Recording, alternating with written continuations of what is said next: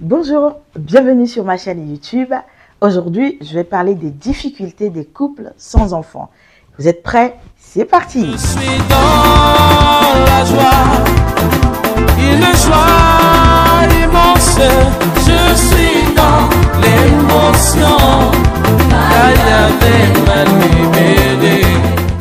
Alors, si vous venez de tomber sur cette chaîne, n'hésitez pas à vous abonner, à partager et à liker les contenus de cette page. Aujourd'hui, je vous annonce l'émission Femmes Victorieuses. Femmes Victorieuses est une émission chrétienne destinée à tous.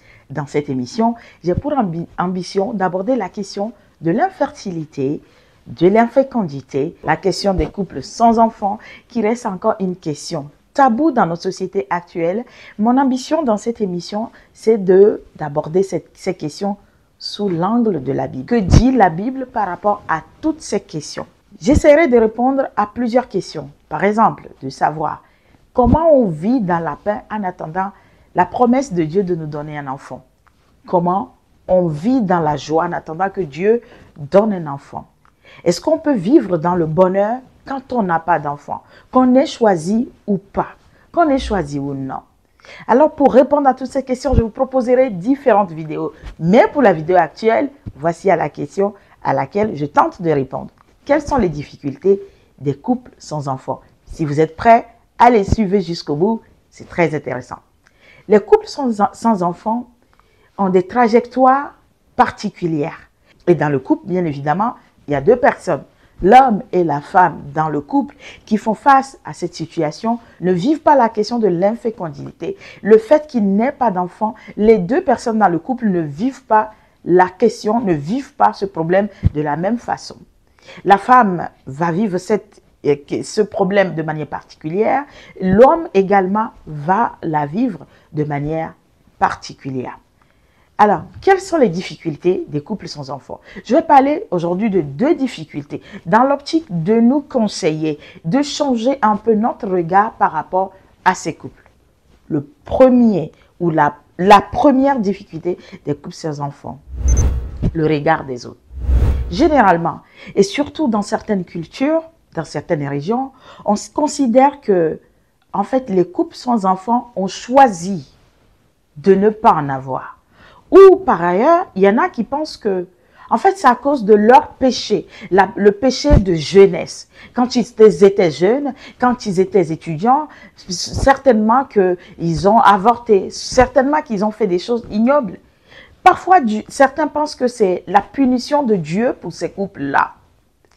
Et si on sort de ce cadre même dans la société, on pense que ces couples ne font pas d'efforts pour en avoir. Que ces couples ne suivent pas des traitements ou ne veulent pas ou ne suivent pas bien des traitements pour en avoir. Et ce que je dis, les couples qui sont concernés sont les mieux placés à comprendre. Et comme conséquence, pour ces problèmes, c'est que ces couples sont rejetés dans nos communautés, sont rejetés dans leur société, sont rejetés même dans l'église. Ces couples sont humiliés quand il le faut. Ces couples ne peuvent pas participer à des débats, à des discussions dans lesquelles on parle des enfants. Ces couples, on les considère comme des couples qui ne peuvent pas éduquer d'autres enfants. Ces couples sont rejetés par leur belle famille, surtout la femme. Et comme je le disais au début, quand ce problème arrive dans ce couple, les deux personnes du couple ne vivent pas cette question de la même manière. En général, la pression est plus forte sur la femme. Systématiquement, si au bout d'un an, au bout de 2 ans de mariage, sans enfant, au bout de 5 ans, 10 ans sans mariage, c'est la femme qui est prioritairement attaquée, principalement critiquée. Mon message aujourd'hui, c'est d'encourager une femme, c'est d'encourager un couple. En fait, il peut arriver que les gens choisissent dans un couple de ne pas avoir d'enfant. Et en fait, les statistiques montrent pour certaines régions même que c'est à peine 1,5% de la population qui fait ce choix. Et généralement, c'est des couples qui ont tout fait pour en avoir. C'est des couples chrétiens qui ont prié. C'est des couples chrétiens qui ont prié, jeûné, veillé, demandé la grâce de Dieu. frapper à toutes les portes. Ils vont de culte en culte, cherchant des solutions. Ils tentent les solutions scientifiques. Et je rends gloire à Dieu aujourd'hui. On peut faire de procréation médicalement assistée, mais là aussi, les chances que ça réussisse, c'est pas au tac et au tac. Ça peut réussir sur le premier coup, comme non. Ce que j'aimerais dire, c'est que les couples sans enfants souffrent dans notre société. Ces femmes, généralement, par exemple, si je parle beaucoup des cas de femmes, sont exclues par leurs consoeurs, ne peuvent pas participer à des événements dans leur belle famille et à la moindre chose, dans une discussion aussi banale soit-elle, on leur rappelle à chaque fois qu'elles n'ont pas d'enfants. Le regard de la société sur ces couples est poignant. Difficile à vivre et à accepter pour ces couples.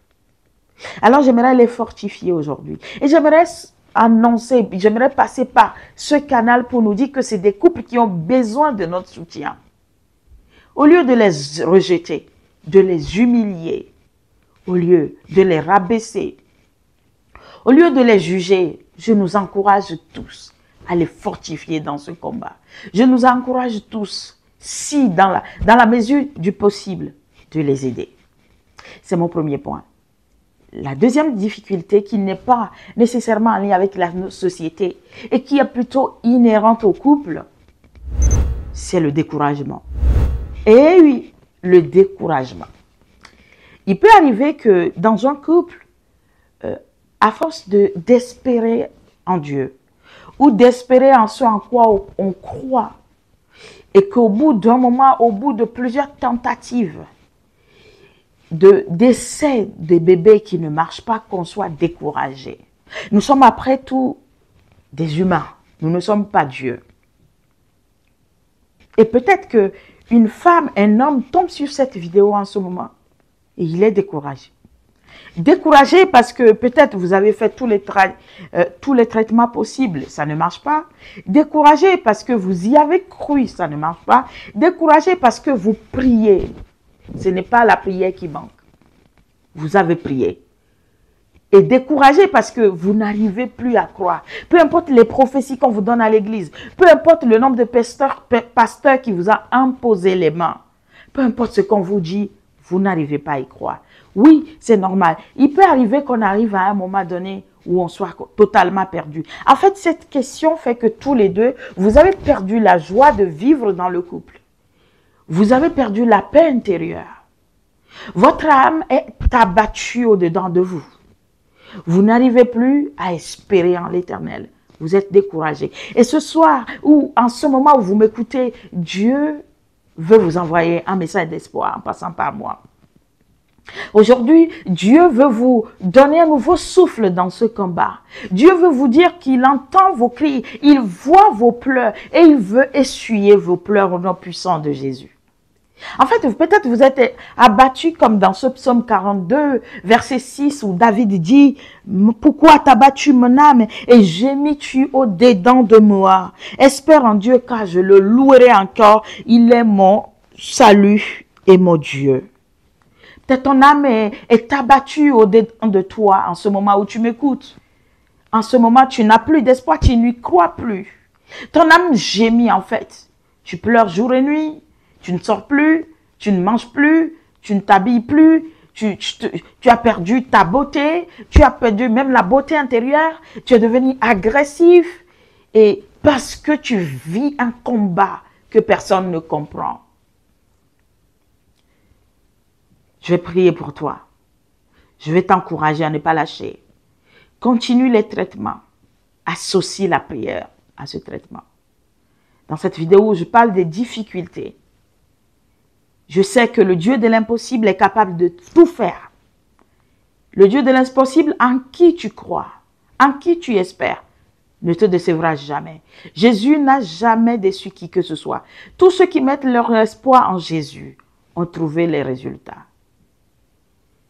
Mon frère, ma soeur, monsieur, madame, aujourd'hui je vais prier pour vous. Excellent Père de grâce, Dieu d'amour, Dieu de bonté, je sais que notre paix, notre joie te tient à cœur. Seigneur, tu as dit, c'est toi qui as créé les entrailles et tu les ouvriras. Alors je prie en ton nom que tu ouvres les entrailles d'une femme afin qu'elle porte de fruits. Je prie que tu es le donateur. Alors donne un enfant à un couple pour essuyer ses larmes. Dieu de justice, je prie que tu rendes justice à un couple au nom puissant de Jésus. Je prie qu'à cause de ta fidélité, tu répondes à un besoin des enfants qui espèrent en toi.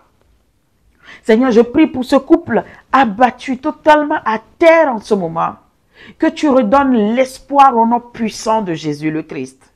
Seigneur mon Dieu, je prie en ce moment pour quelqu'un qui n'y croit plus, Seigneur, car à toi appartiennent la force, la puissance et l'énergie.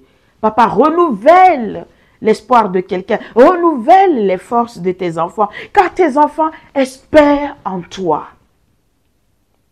Tu m'as dit, va faire cette émission, je glorifierai mon nom. Alors Père, j'espère que tous ces couples, toutes ces femmes, tous ces hommes qui m'écoutent en ce moment retrouvent l'espoir, car ce n'est ni par force ni par puissance, mais c'est par l'œuvre du Saint-Esprit. Saint-Esprit fortifie ces couples, répond à ses besoins, essuie leurs larmes, donne-leur le courage, car ils espèrent en toi. Mon Père et mon Dieu, je sais que tu m'écoutes et tu exauces cette prière. Et de nombreux couples reviendront témoigner de la grandeur de Jésus. Pour que toute la gloire et la louange reviennent à Jésus le Christ, notre Maître. Excellent Père de grâce, je te bénis et je te remercie parce que tu as fortifié, tu as relevé, tu as donné l'espoir, tu as touché un cœur. Je te remercie parce que tu as donné aussi un enfant, tu as donné des jumeaux, des jumelles, des triplés pour la gloire de Jésus. C'est ce que tu sais faire, car tu ordonnes et la chose arrive. Si tu le dis, cela s'accomplit toujours. Tu n'es jamais en retard, Père. Et nous croyons que tu l'as déjà fait dans le nom puissant de Jésus le Christ. Gloire à toi, Père, parce que tu es fidèle. Et ta fidélité est notre bouclier et notre cuirasse. Nous espérons toujours à toi pour l'accomplissement de tes promesses dans nos vies. Au nom puissant de Jésus le Christ, j'ai prié. Amen. Frères et sœurs, j'espère que vous avez apprécié cette émission. N'hésitez pas à me le dire dans le commentaire. Si vous êtes de passage, n'hésitez pas à vous abonner. Comme ça, vous recevrez toutes mes émissions sur la page dès que je fais une nouvelle publication. Partagez aussi, annoncez la bonne nouvelle à travers le partage. Likez aussi sur cette page. D'ici là, je vous dis, prenez bien soin de vous et à la prochaine fois pour le prochain numéro de l'émission Femmes victorieuses qui donne la victoire à tous les couples au nom de Jésus. Je compte sur vous. À bientôt.